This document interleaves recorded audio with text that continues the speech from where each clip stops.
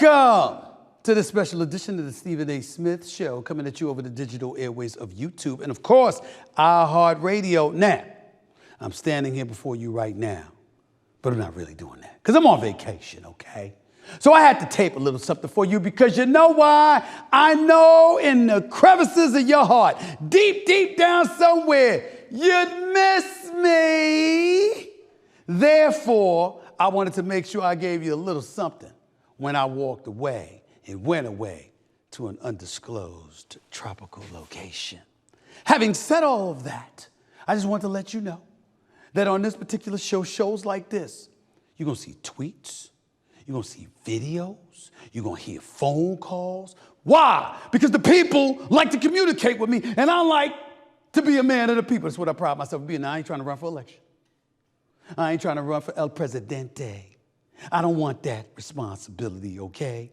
I don't know what I'd do if I was the president of the United States. I ain't trying to kiss babies and shake everybody's hand all the damn time, all right? But on this show, I get to communicate with you in different ways. Tweets, phone calls, videos. Either way you slice it, you're still getting a little bit of Stephen A. You know how happy I am to give myself to you. You know it. So let's get to some of these tweets to start off the show, okay? Let's go to them right now. At Cantaloupe_FF writes, Stephen A. Smith, who is the best fictional president of all time? Wow. This is a good one right here. I loved my brother here. He was in 24. That was a spectacular season of 24 on Fox. I got to give love where it's due. This is Independence Day right here, okay? He was good, okay? Black woman, female president. Every time I see something like that, I think about Michelle Obama, the greatest first lady in the history of this nation. But I got to tell you something right now. As I see Dave and I see a couple of other folks, it comes down to West Wing, okay?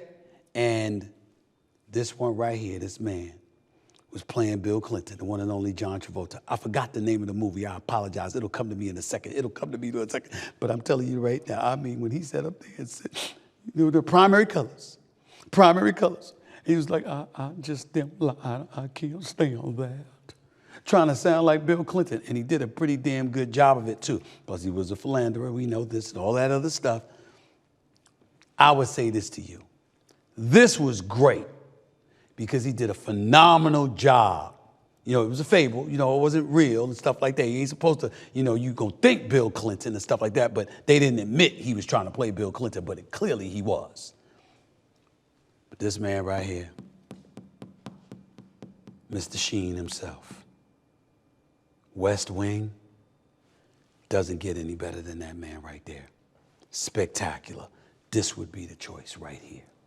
President, fictional president. Next up, let me show you, let me see the next tweet. Please give it to me, please give it to me. At Crypt_Ghost with a 0 instead of an O, Stephen A. Smith, I need you to end this discussion once and for all. Who's the next face of the league? Ant, Luka, Tatum, Wemby, or who? We want to know what you think, OG. Let me say this to you. Wembanyama is the real deal. He's special. He's got an incredibly bright future. You know why I wouldn't say face of the league? Because face of the league means you being box office off the court. That's not to imply that he won't be, because he's from France. He's an international figure, not American born or what have you. So he's going to have that audience, and I get that. But he's 7'5". He's 7'5". And most people know we ain't got no chance in hell at ever being 7'5" in any capacity. Okay? We get all of that. This man right here, Ant-Man. Now, I saw what Luka did to them in the conference finals, and I get that. But when you see Ant-Man on both the offensive and defensive side of the ball, when you see the fervor and the fire that he brings to the table, ladies and gentlemen, when you look at Ant-Man, it's impossible not to think about Kobe Bryant. It's impossible not to think of Michael Jordan. I know Luka's a bad brother. He's spectacular. He's going to put up 30 on you. I know Tatum is the reigning champion, okay? I know Wembanyama is 7'5". He's the #1 overall pick, the reigning rookie of the year. He's a spectacular talent, only going to get better. But Ant-Man, when you talk about box office, wanting to walk through the turnstile to see this brother play, not to say that all the others you don't want to see them play either, but Ant-Man got something a little extra. I would say Ant-Man is the answer to this question. Next tweet, please. Let me see what you got here, all right?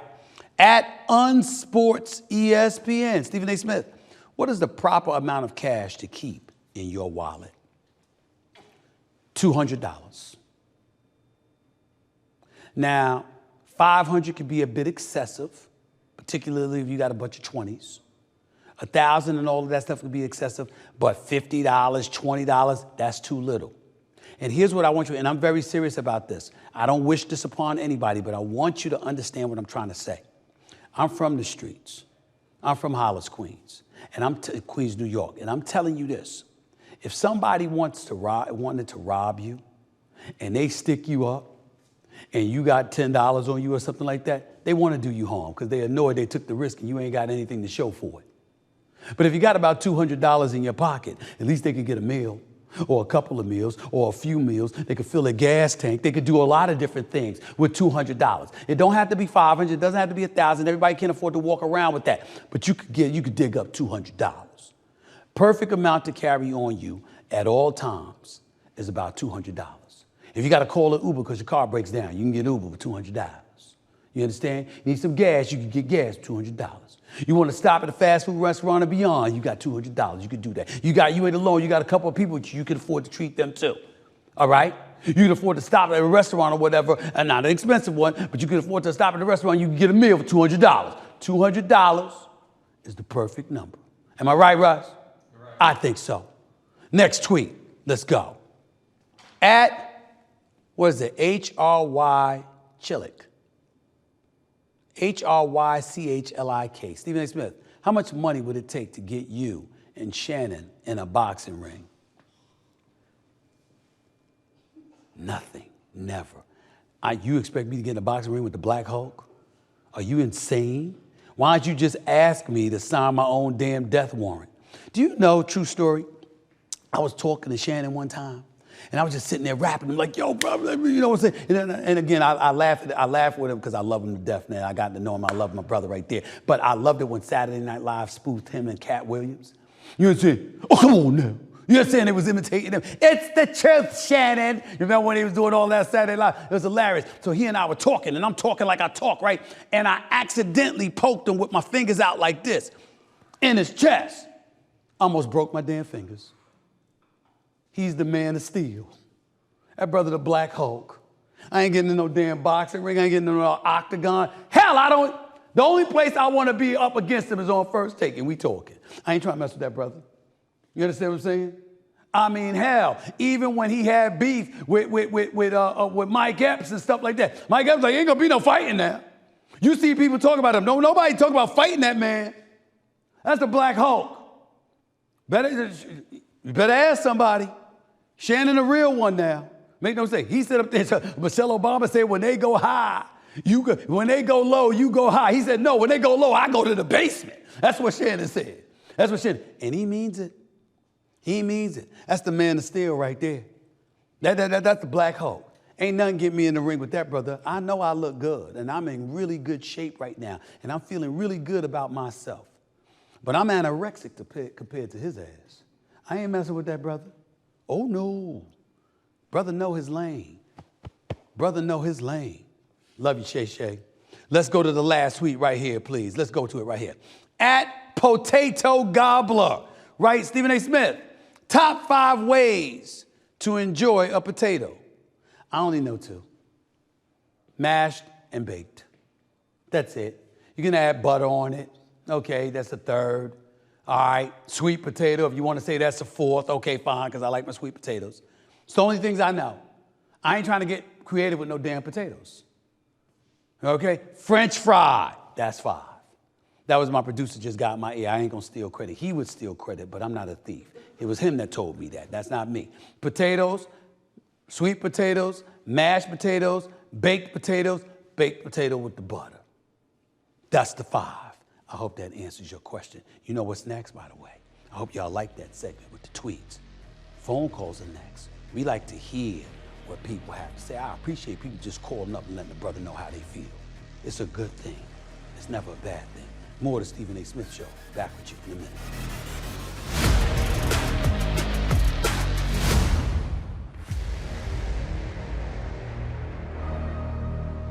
Okay, everybody, you know what time it is, right? It's time for Stephen A.'s Weekly Picks.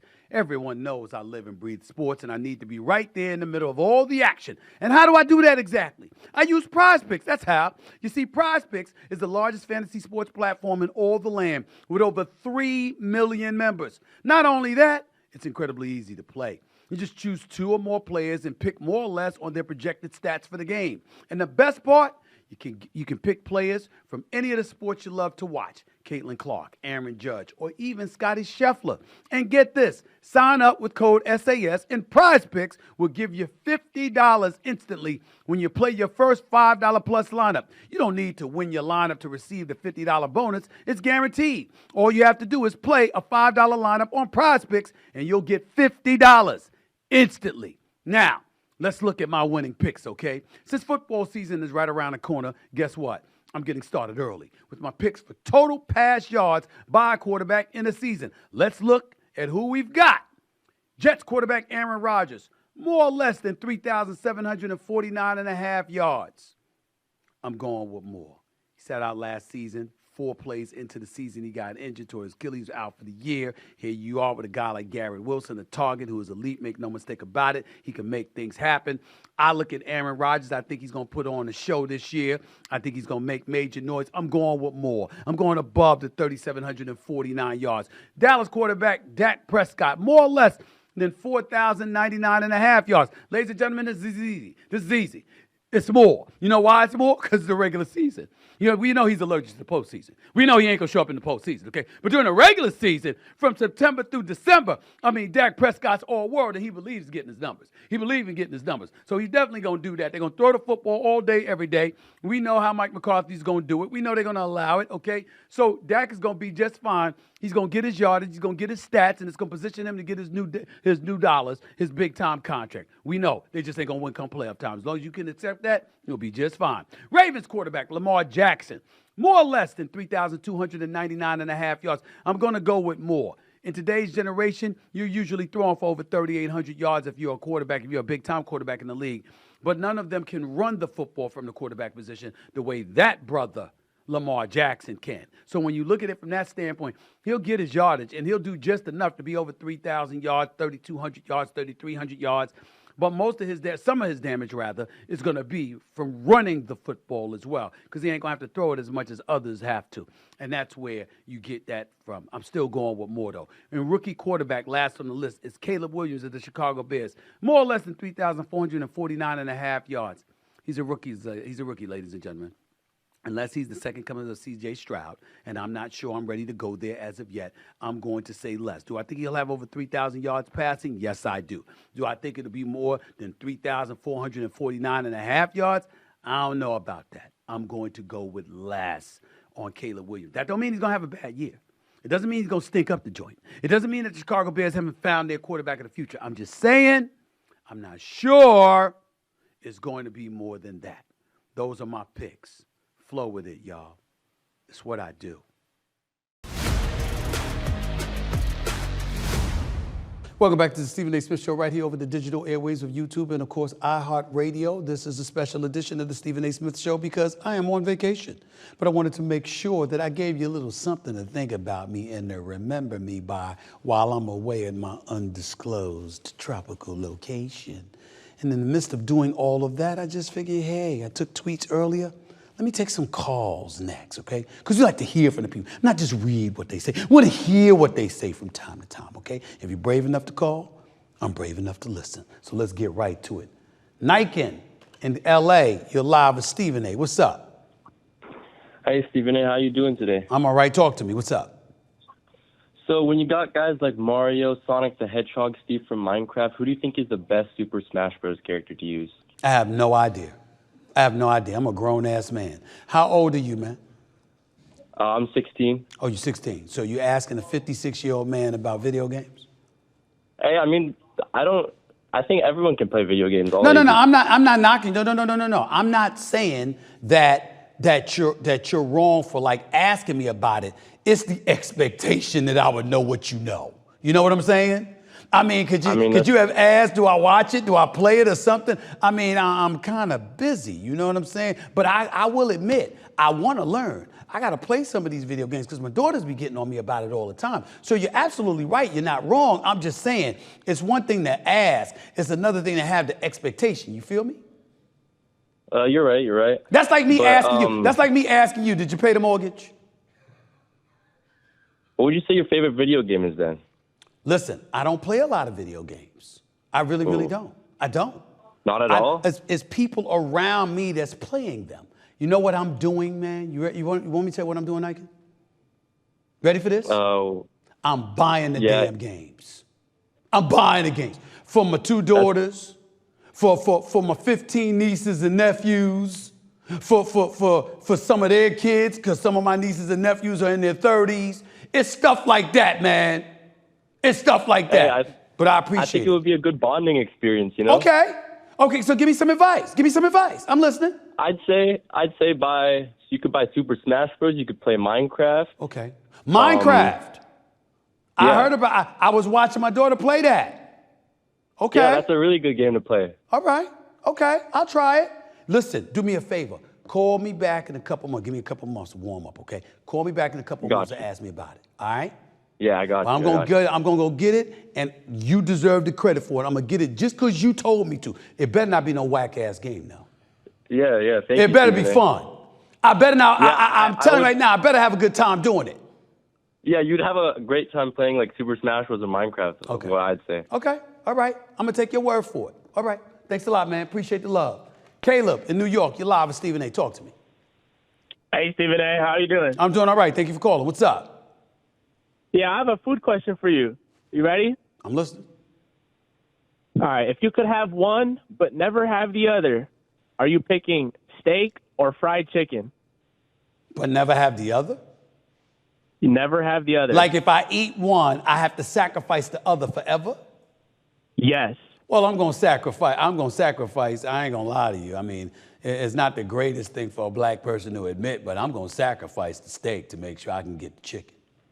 Okay. I'm just going to be honest with you. This is the truth. I see you. I hear you. I mean, we ain't going to be phony on this show. I eat steak a lot, but that's because I need the protein and I'm trying to put on weight because I got in shape and stuff like that. But I lost a lot of body fat. You understand? And now I'm trying to put on some pounds, okay? That's why I eat the steak. I eat the chicken because it's delicious and I love it. But what if you wanted to go to a nice restaurant and you can never order steak? What happens then? You order seafood. Oh, seafood. I didn't even think about that competition. That's right. The salmon, right? You're right. You got shrimp, you got crabs. You understand? You got all of that. Yes, you go seafood. You're right. Oh, but how about this? Lamb. As in lamb chops. Lamb's good too? As in lamb chops. That's true. How much you weigh, man? True. How much you weigh? Because you sound fat. Because you're just giving up 220. expertise on food. You say, how much do you weigh? 220. 220? And how tall are you? 5'10". And how old are you? I'm 22, sir. Okay, you're a big boy for 22 years of age. You know that, right? Oh, yeah. Okay. Oh, yeah. Right. But I'm on keto now. I'm starting keto. Okay, you don't have to do that. You don't have to do all of that. All you got to do is get in the gym on a regular basis and remember it's a lifestyle. You're right. So you get in the gym, get in the gym 5-6 days a week, and all you got to do is 30 minutes of cardio and watch your intake, particularly at night. You want to make sure you don't eat prior to about 3 hours before bed. That's fact. All right, brother. Take it easy, my man. Appreciate it, man. Appreciate it. It pays to get paid on Cash App. There are a lot of things in life that you care about and want to keep safe, like protecting your kids, your home, and your hard-earned dollars. That's a feeling that you can actually feel really good about.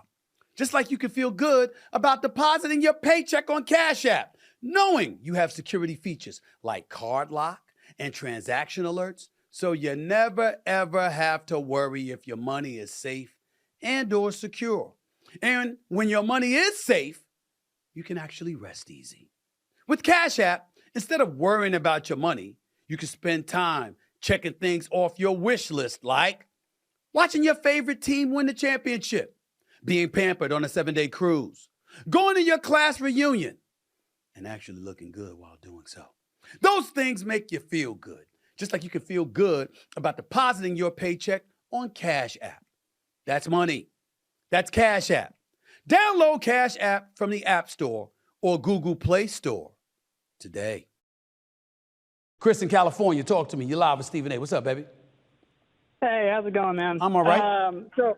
Yeah, okay, that's good. So, I'm getting a little bit tired of not you in particular, but just people in the media not giving Brock Purdy his credit.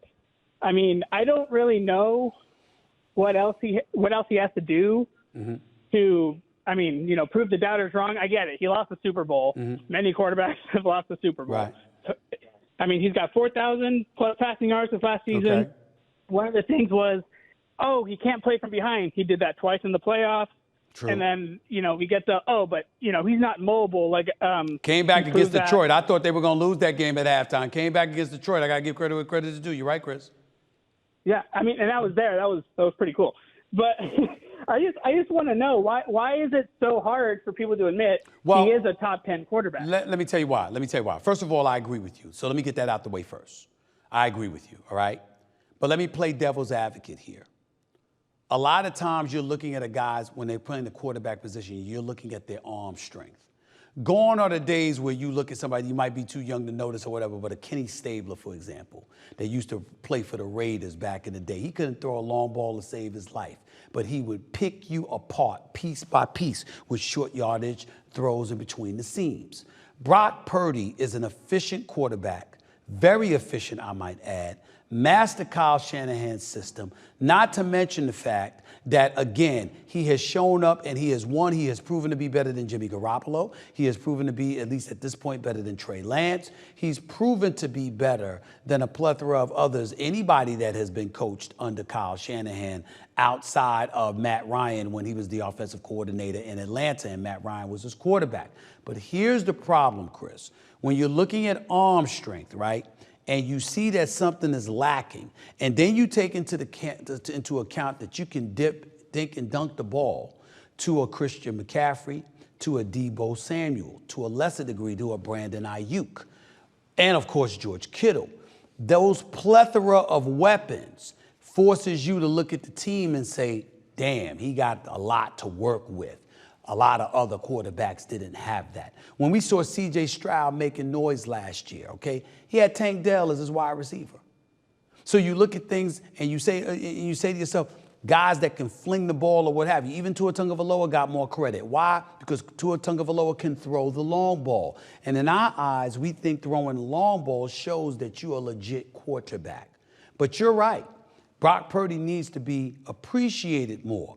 But I do understand the reservations because what you're asking is that if he had the receivers that Patrick Mahomes had last year that was dropping damn near every pass he threw, and all he really had to rely upon was Travis Kelce, would Brock Purdy have been as good as he was? That's how you have people judging you, and you got to understand that.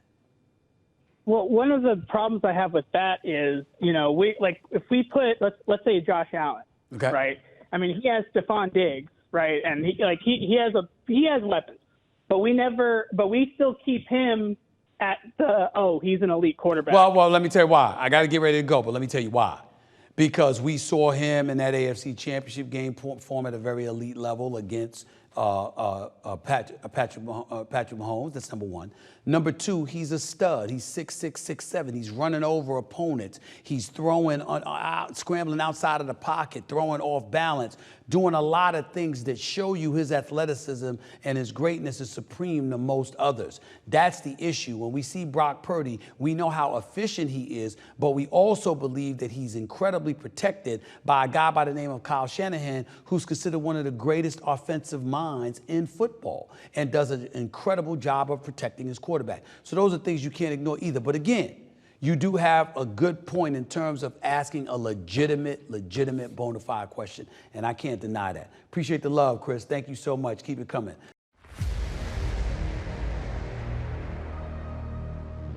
I want to take a second to let everyone know that the NFL season is fast approaching, but you don't have to worry because Prize Picks has got you covered.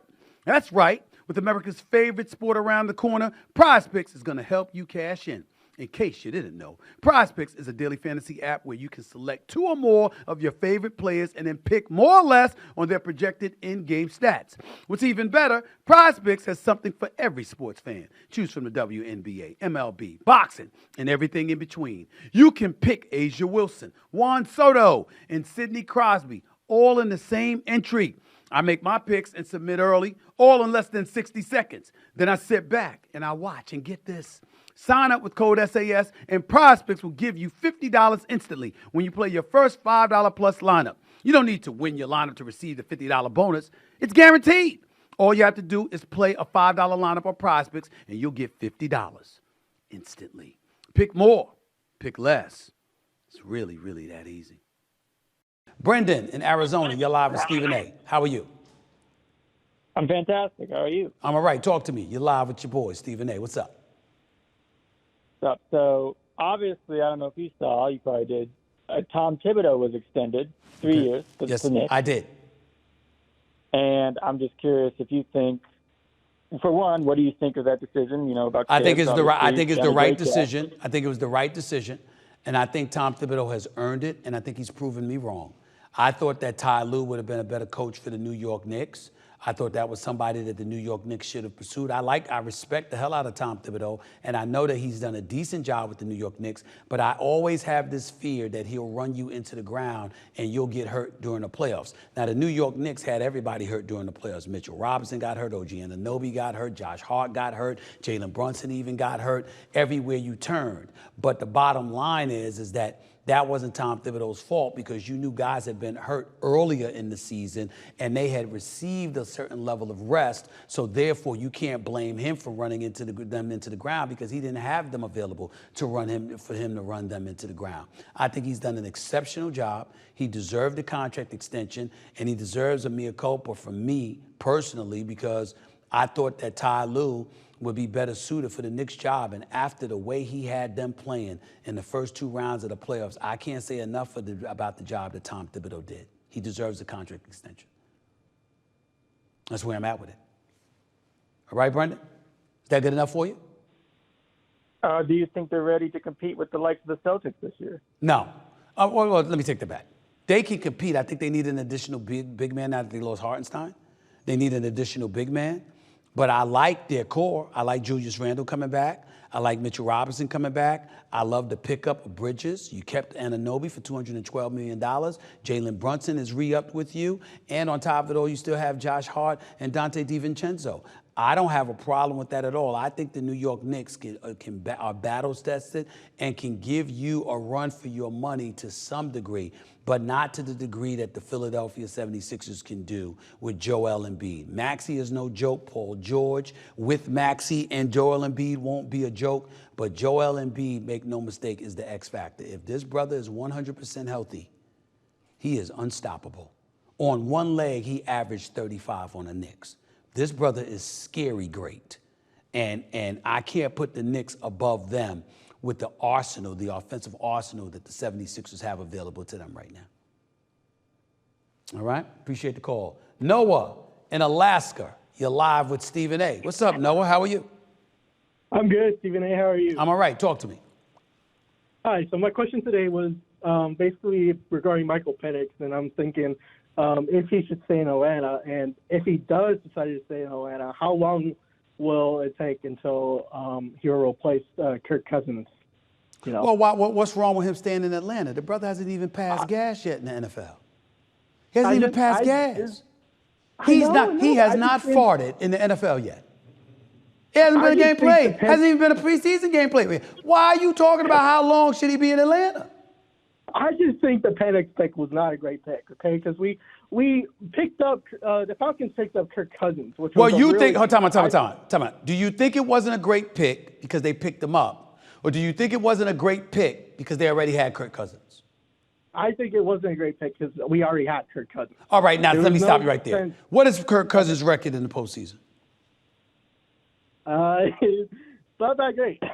How about But he one? is, How about the man has one player victory? Now the brother great at getting his money. Whoever his agent is, we should all hire.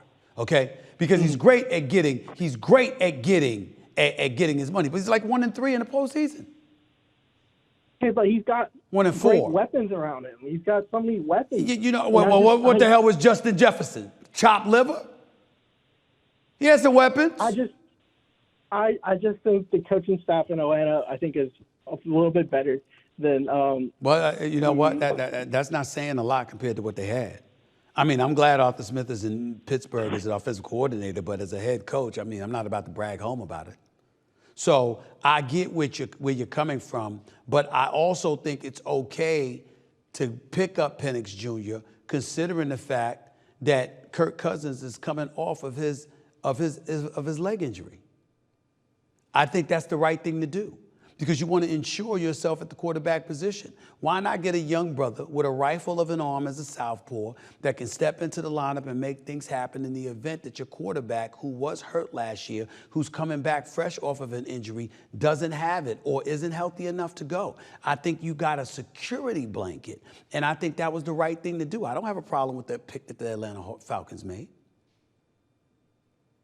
So that's just where I'm at with it. Appreciate the call. Thank you so much. Thank you so much. Anyway, up next, you know what we'll have. You like to get at me with your phone calls. You like to get at me with your tweets. Other people like to get at me on video. They want people to see who the hell is it that's getting at me. I guess they thought I would run. They are so wrong. I can't wait to confront them. Videos! Up next with yours truly, right here on the Stephen A. Smith Show, over the digital airwaves of YouTube and, of course, iHeartRadio. Welcome back to the Stephen A. Smith Show, right here over the digital airwaves of YouTube and, of course, iHeartRadio. I did the tweets. I took your calls. But before I get on out of here, this special edition of the Stephen A. Smith Show, because I'm somewhere at a tropical location, okay? That's where I am. I'm in front of you right now, but I'm really, really there, okay? I just wanted to make sure I gave you a little bit of me before I left. And the last thing I'm going to do is take your videos, because I want to see who I'm talking to and who's got the audacity to come at me. So let's take a look. Hey, how you doing, Mr. Stephen A. Smith? This is Andre the Beast Creighton coming to you from Indianapolis, Indiana, the IMB studio. First, allow me to say that I think you're one of the greatest at what you do by giving, should we say, your perspective on the sports and basically what's going on in the world. My question to you is this: what makes you different? What sets you apart from all the others that are in your field? And what is lacking with the individuals in your profession that have the power, that have the media behind them, and definitely are influencers, but aren't willing to take the stand the way that are not willing to take the stands that you have taken in the last couple of years? Once again, my name is Andre the Beast Creighton. Thank you. Andre the Beast Creighton, I really, really appreciate that question. Thank you so much in addressing me with the seriousness that it deserves, because first things first, I'm not going to tell you what sets me apart, because that would be me critiquing others in my profession, and I'm not going to do that. I'm going to leave that to people like yourself and others to do that. I know I work hard. I know I work diligently. I know that I'm mission-minded, that there's a higher purpose to anything that I'm saying that comes out of my mouth. I'm not just doing a job. I live this. So that's number one. Number two, again, it's not just a job. And I think what is important to understand is that everybody's got their own flavor. It's not for me to say that I'm the best. When I say things like that, what I mean is I'm number one, meaning ratings and revenue says I'm number one. That's all I mean by that. But best is subjective. So I leave that to other people to decide. But I will tell you that having a reporter's background, caring about facts, caring about being fair-minded, I think goes a long way. And then I think the thing that helps me do my job on a high level is that not only do I care about being fair, I think it's important to highlight and illuminate for people out there what obstacles you may encounter. See, we got people today doing podcasts and shows, and they want to talk about doing what you want to do and freedom and being independent and doing what the hell you want to do, when you want to do, how you want to do it, but they got their hand out for somebody else's money. And they're trying to give you the impression that they don't have to capitulate to anything or anybody, that they don't have to answer to anything or anyone ever. That's simply not true. We got people all over YouTube, for example, acting like they're totally independent, that they're sole proprietors or whatever. Well, how you getting your money from YouTube? Who runs YouTube? It ain't them. Somewhere along the way, you could sit up there and you could cuss, you could use language, you could do anything, and all of a sudden YouTube will flag you. And the content that you put out there or you planned on putting out there doesn't get out there to the masses because they censored you. Everybody wants to walk around acting like there's complete autonomy and that there are people out there who answer to no one. Who are these people? You got one boss that answers to another boss, that answers to another boss, that answers to another boss, that answers to shareholders and stockholders and voters and constituents and all of this other stuff. Nobody is devoid of being answerable to someone else. I understand that. So a lot of times when I'm highlighting stuff, I'm saying, okay, this is your decision, but understand what comes with it. Understand the obstacles that lie in wait, the minefields and the pitfalls that lie in wait. Know what you're facing, what you're embracing. I think that helps me. Whether that sets me apart from everybody else or whatever, that's y'all decision to make. But I appreciate the love, and I thank you for it. Let's get to the next video, please. Yo, what's up, Stephen A? This Mike from Atlanta, Georgia. Just still stuck on that Trump assassination attempt. Hey, with all those cameras out there, man, nobody has a reverse angle of that shot. That's all we get is this. Oh, that lady in the white shirt back there had her camera out. What you think, Stephen A? Shouldn't we be able to find a reverse angle shot of that bullet hitting his ear? What you think? I think in today's day and age, with the advent of technology and whatever, I don't think that's an unreasonable request on your part. The reverse angle that you're talking about here, maybe, maybe not, but you have Secret Service folks that says he was shot. He clearly says he was shot. We saw the blood trickling down his face. We heard shots fired. An individual was clearly killed by the Secret Service and by snipers and SWAT folks that were out there. I mean, that's evidence. You got elected officials on Capitol Hill swearing by it. You have the director of the Secret Service who was forced to resign. There's a lot of preponderance of evidence out there to confirm what we all believe we saw, which was him getting shot. And then when we take into account the climate that exists today, you've got people ready to inflict violence at the drop of a hat. There appears to be a drastically dissipated level of decorum, of respect for our fellow man and woman. All right, you see how kids today are acting towards adults. You and I both know that, bro. You understand? Some of the things kids try to get away with today, please, they wouldn't have even thought about it back in the day. They'd have got their ass kicked, and they know it. But we live in different times. And when everywhere you turn, you see the advent of violence proliferating and elevating before our very eyes.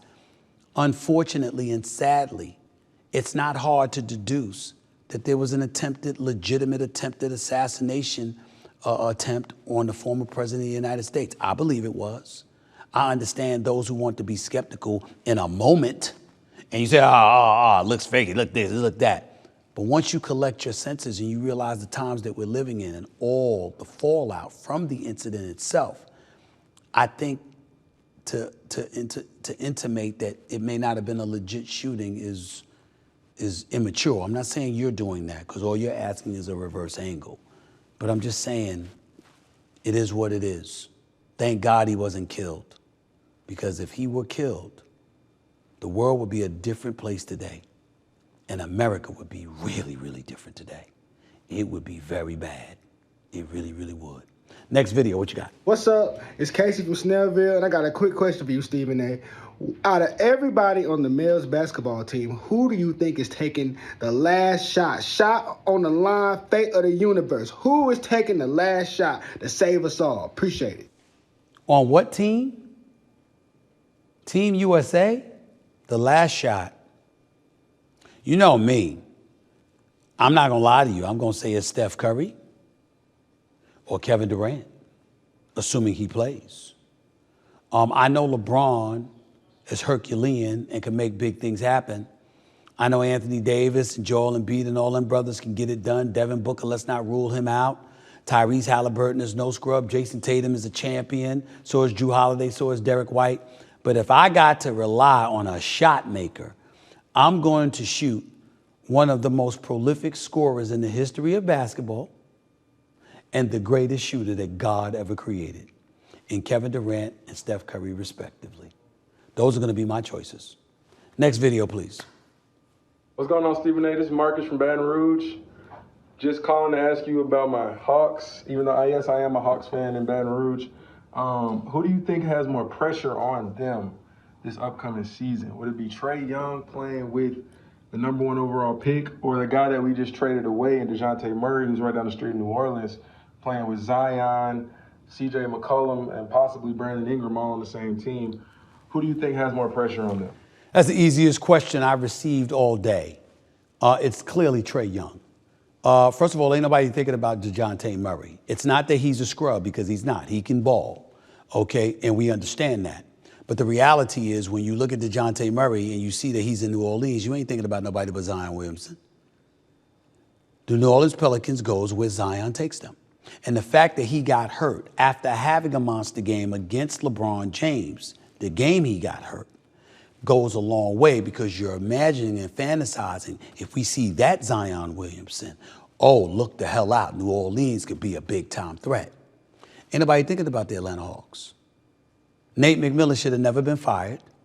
Respect Quinn Snyder, but I don't think he was the right man for that job. And Trae Young has proven to be a volume shooter. Not nearly as effective and efficient as we all thought he could be. He has moments of the spectacular. He can drop 50 on you in a heartbeat. He can shoot long range. He can get to the hole. He's cat quick. He's very, very skilled. He belongs in the NBA. But when he got to the conference finals, we thought this brother was on to something. When he got to the conference finals and only Giannis Antetokounmpo and the Milwaukee Bucks derailed him, we thought special times were ahead from this brother who elevated in the spotlight. And then over the last couple of years, what have we seen? I mean, there's an APB out for them brothers in Atlanta. So there's clearly more pressure on him. There was talk of trading him. DeJounte Murray can ball, but he wasn't considered Trae Young caliber. And he's in New Orleans. It's all about Zion. In Atlanta, it's all about Trae.